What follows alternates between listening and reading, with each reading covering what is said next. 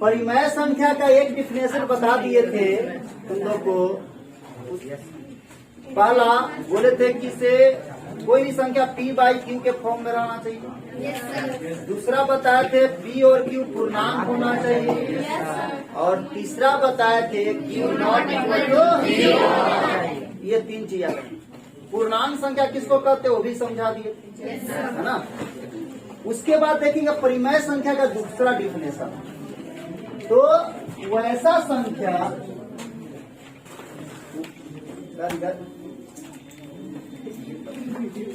देखिए, वैसा संख्या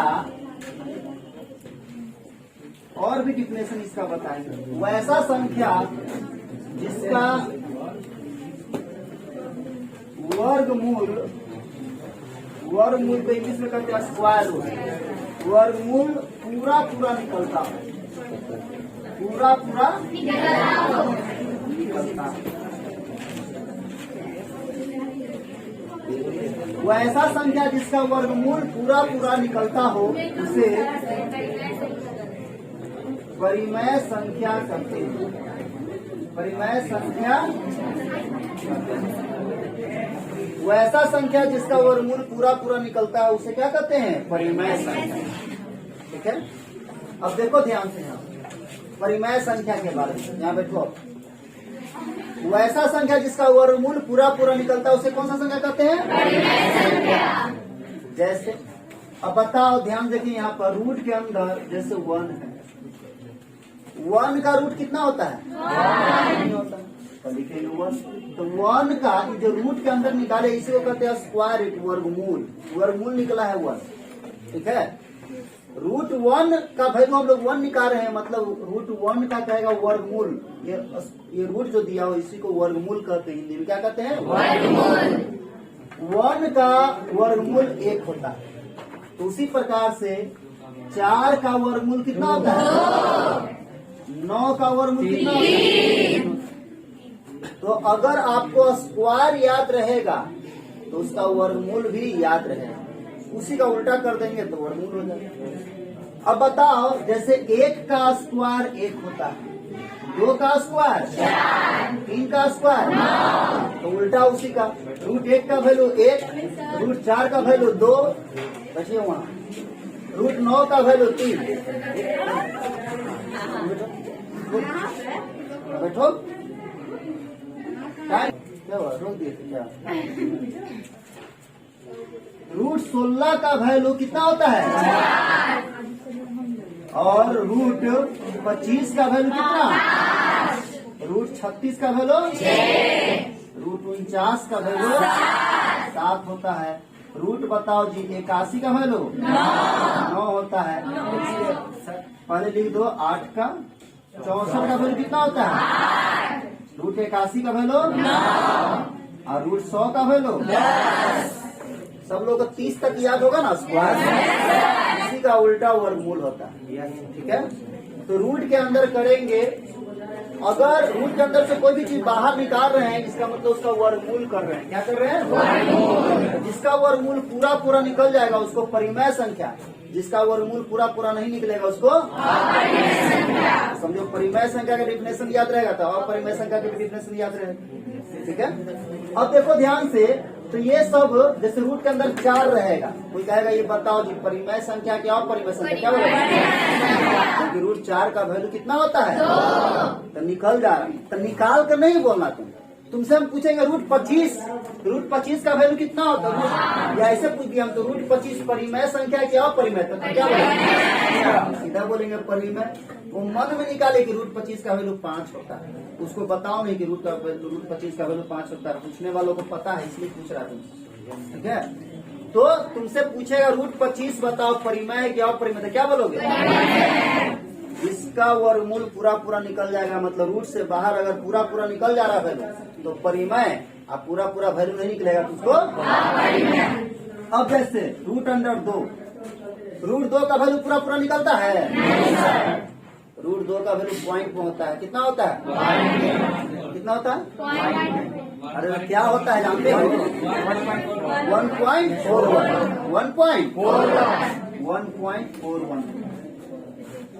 तो पॉइंट में आया इसका वैल्यू, इसलिए ये परिमेय संख्या नहीं होगा, पूरा पूरा निकलना चाहिए, पॉइंट में नहीं होना चाहिए। अब बताओ √3 का वैल्यू पूरा पूरा निकलता है, क्या होता है 1.73। तो ये बताओ √3 का वैल्यू पॉइंट में आया, तो परिमेय का लगा क्या अपरिमेय? अपरिमेय का लगा। तो जिसका स्क्वायर रूट मतलब वर्गमूल अगर पूरा पूरा निकलेगा उसको परिमेय कहेंगे, जिसका रूट पूरा पूरा नहीं निकलता उसको अपरिमेय। ठीक, आता है एग्जाम में पहचानने के, यहीं से पढ़ो तुम। क्या आता है एग्जाम में पूछेगा कि बताइए रूट अंडर 49 बटा, यहाँ पर 49 बटा रूट अंडर बोल दिया यहाँ पर आपको 9, कहेगा ये परिमेय संख्या है कि अपरिमेय संख्या, बताइए। देखेंगे मन में ही सोचेंगे √49 है तो √49 का वैल्यू निकलता है, निकलता है 7 निकलता है, और √9 का वैल्यू 3 निकलता है।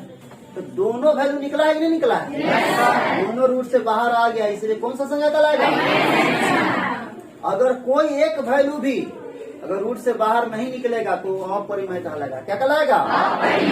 अब बताओ, तुमसे बोलेंगे यहाँ पर रूट अंडर, यहाँ बोल दिए 81 बटा 2, हम बोले क्या ये परिमेय है कि अपरिमेय?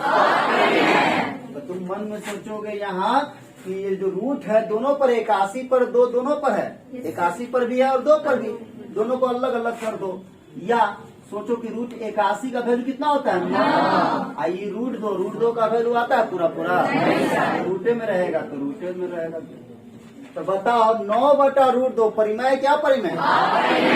दोनों निकलेगा तब परिमेय, वही अगर एक रह जाएगा तो क्या कहलाएगा?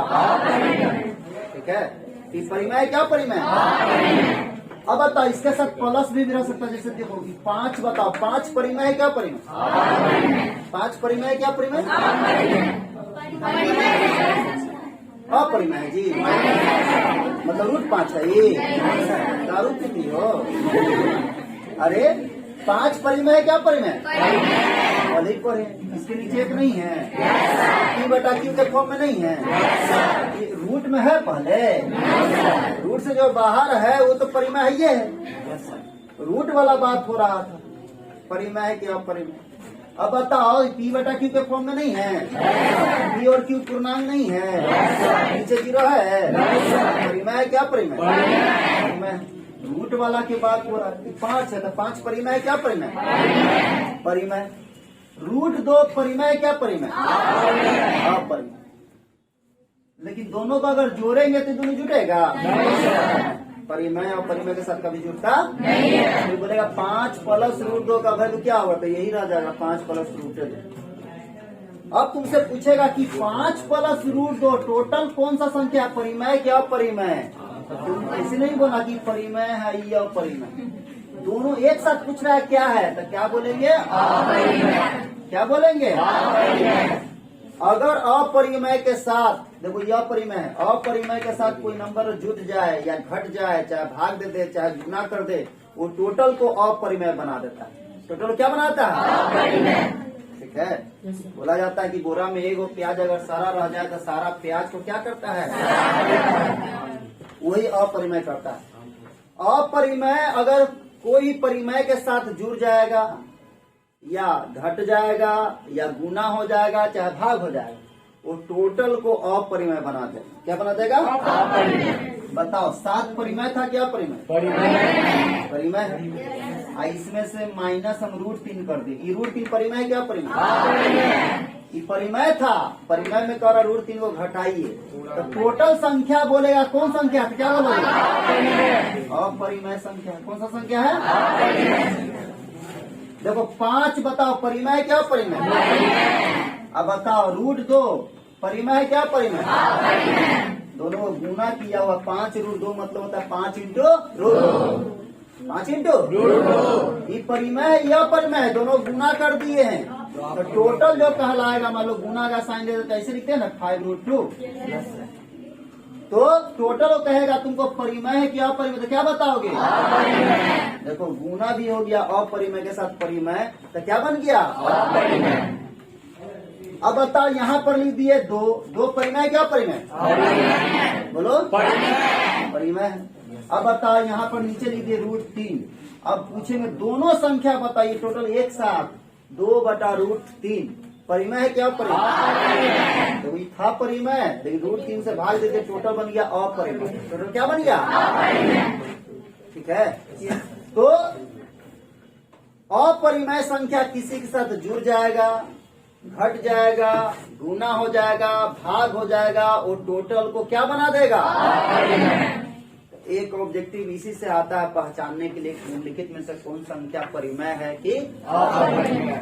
ठीक है, तो ये ध्यान रखना है परिमेय अपरिमेय। तो बताओ इस परिमेय संख्या का मतलब बताएं, इसका डिफिनेशन कि वैसा संख्या जिसका वर्गमूल पूरा निकलता हो उसको परिमेय संख्या कहेंगे। इसी का उल्टा अगर हम कहेंगे अपरिमेय, तो अपरिमेय के लिखवाने की जरूरत है? इसी का उल्टा बोले वैसा संख्या जिसका वर्गमूल पूरा नहीं निकलता है उसको क्या कहेंगे? कौन सा संख्या कहेंगे? परिमेय का लिखवाए तो अपरिमेय का लिख लोगे ना? दिक्कत है किसी को? चलो उतारिए इसको। स्क्वायर रूट कम से कम 30 तक स्क्वायर याद रहना चाहिए, उसी का उल्टा आपको स्क्वायर रूट भी हो जाएगा। ठीक है, हो गया? चलिए देखिए ध्यान से, यहाँ पे इसमें जुड़ जाता है। चलो देखो, अब हम लोग सीखेंगे अभाज्य गुणनखंड। क्या सीखेंगे? अभाज्य गुणनखंड करना सीखेंगे।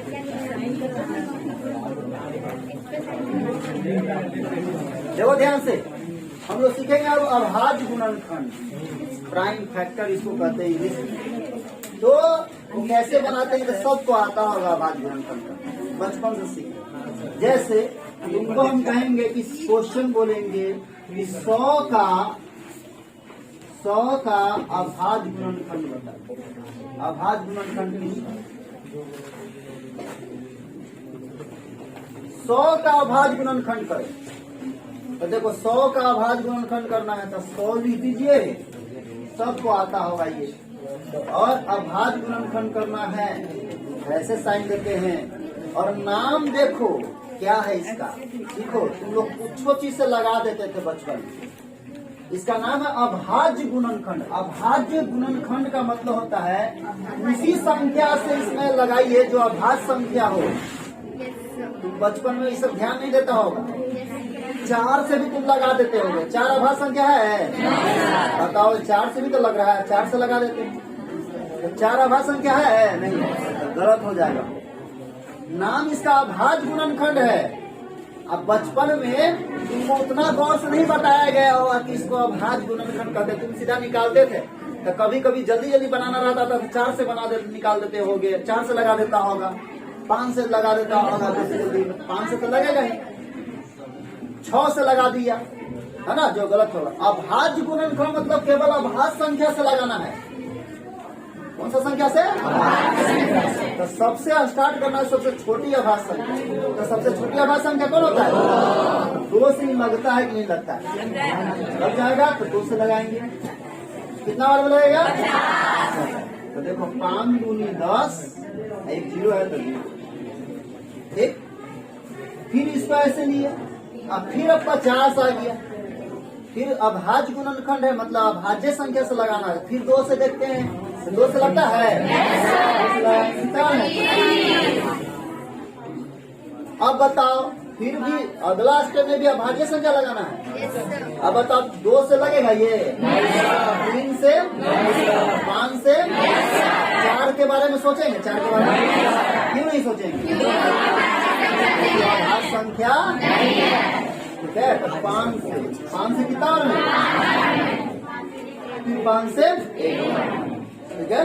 तो लिख देंगे, लिखते थे यहाँ 100 बराबर 2 इंटू 2 इंटू 5 इंटू 5। ठीक, तो यही इसका अभाज्य गुणनखंड है। यही इसका क्या होगा? गुना करोगे तो 100 आएगा, है ना। 5 को 5 से करते 25, 25 दूनी 50, 50 दूनी 100।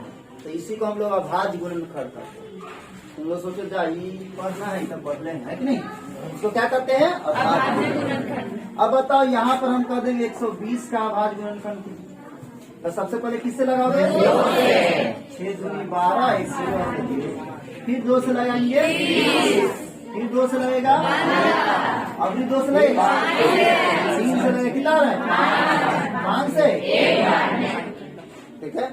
तो 120 बराबर आ जाएगा 2 इंटू 2 इंटू 2 इंटू 3 इंटू 5।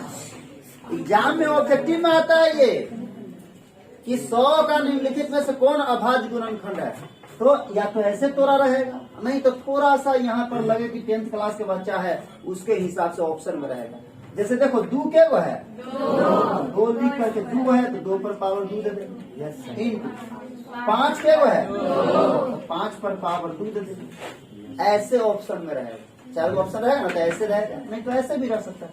तो ऐसे तो जानते ही हैं, ऐसे सीखेंगे, ठीक है।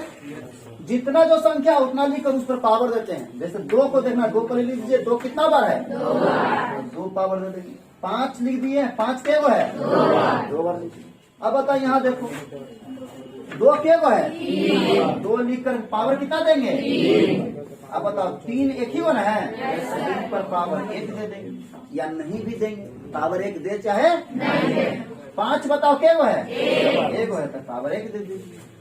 तो ऑप्शन में ऐसे भी रह सकता है या ऐसे भी रह सकता है। इसी को अभाज्य गुणनखंड कहेंगे। क्या कहेंगे? अब बताओ यहाँ पर तुमसे कह देगा यहाँ 500 का अभाज्य गुणनखंड करेंगे। किसका? 500 का। तो 500 का अभाज्य गुणनखंड करेंगे। बताओ पहले 2 से लगेगा, देखो कैसे 2 दूनी 4, 1 बच गया 10, 5 दूनी 10, 1।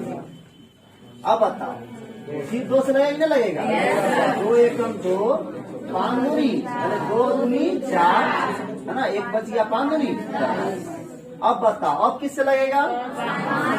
तो 5 2 से तो लगेगा नहीं, 3 से लगा कि नहीं लगे देख लो, 5 से लगाइए तो 5 दूनी 10, 5 को 5 से करेंगे तो 25। अब फिर 5 से लगेगा 5 बार, फिर 5 से, इसमें तो बोलो दिक्कत है इसमें। अब बताओ तो यहाँ पर लिख देंगे 500 बराबर 2 इंटू 2 इंटू 5 इंटू 5। इसको ऐसे भी लिख सकते हैं 2 पर पावर 2 इंटू 5 पर पावर, एक और है 3 को 5 है, 3 को 5 पर पावर क्या करेंगे? बोलो दिक्कत है किसी को? बोलो दिक्कत है किसी को? उतारिए इसको। चलिए तो अभी हम लोग सीखेंगे, जब अभाज्य गुणनखंड सीख गए हैं तो इसके बाद सीखेंगे महत्तम समावर्तक निकालना, मतलब एचसीएफ। क्या सीखेंगे? एचसीएफ आपको एक क्वेश्चन 2 मार्क्स का आता है, ध्यान देखो, और ऑब्जेक्टिव में 2 ऑब्जेक्टिव पक्का आता है एचसीएफ से, ठीक है।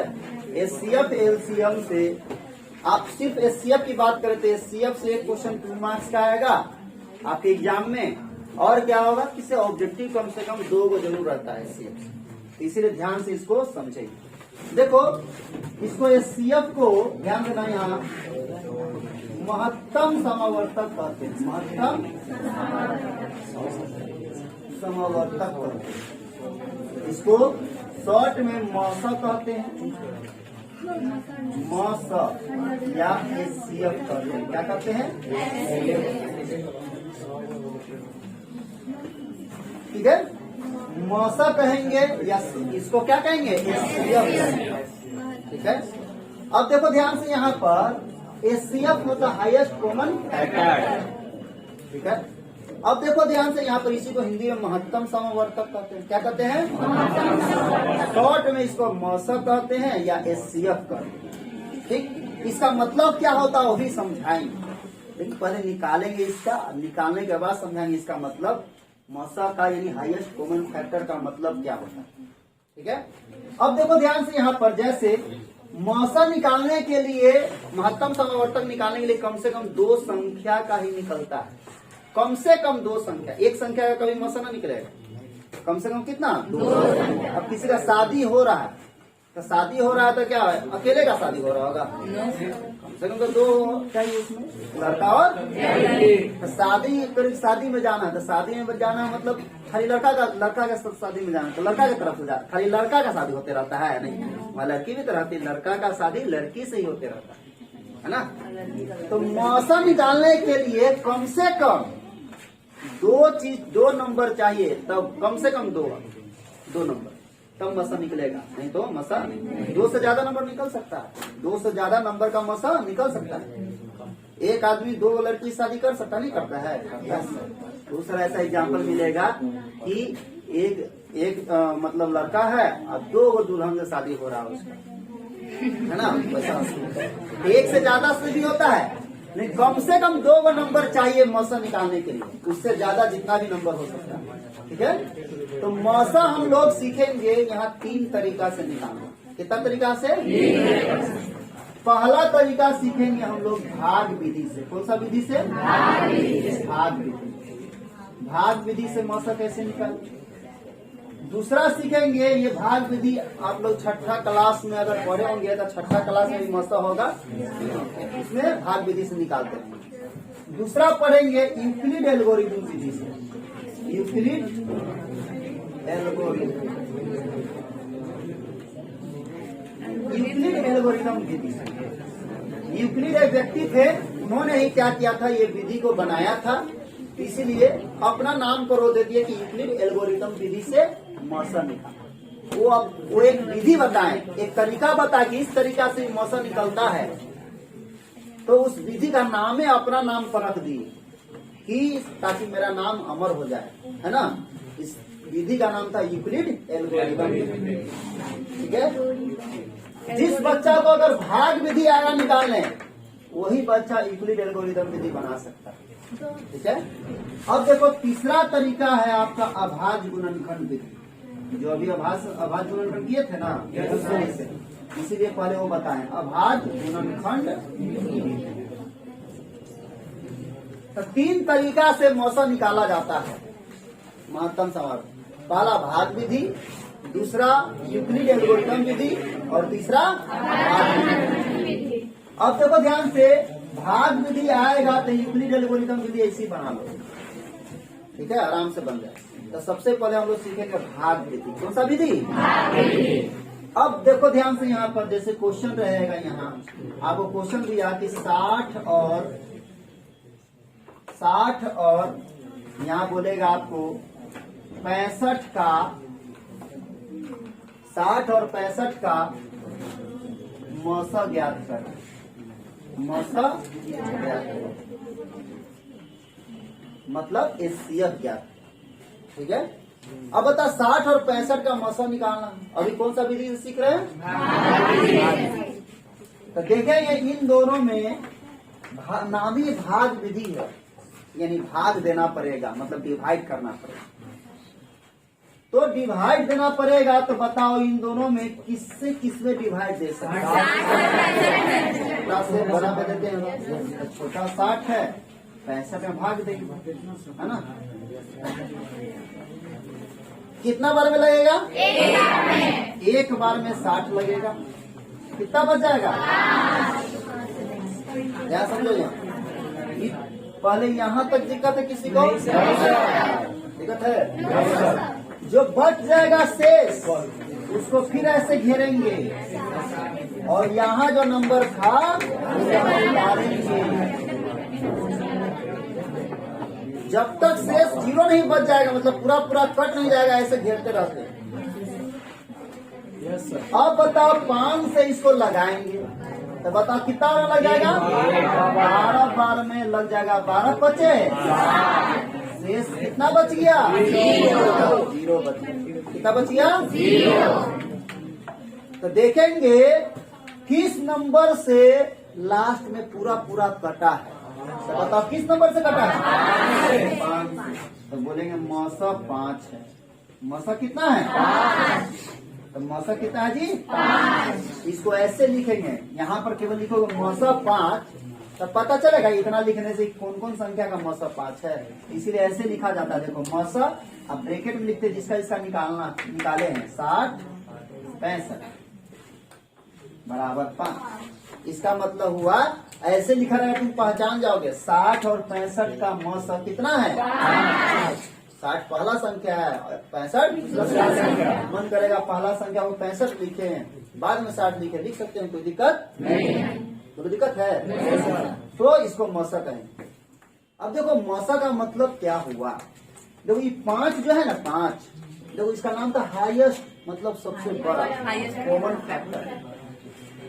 वह बड़ी से बड़ी संख्या 5 है, वो सबसे बड़ी संख्या 5 है जो, ध्यान देखना यहाँ पर, 60 और 65 दोनों को काट सकता है।